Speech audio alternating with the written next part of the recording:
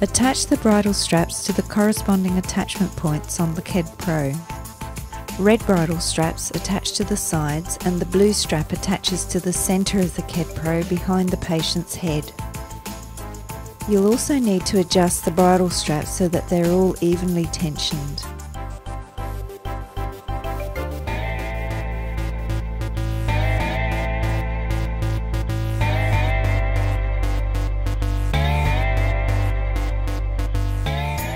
Attach the bridle O-ring to the rescue system and carefully raise the patient.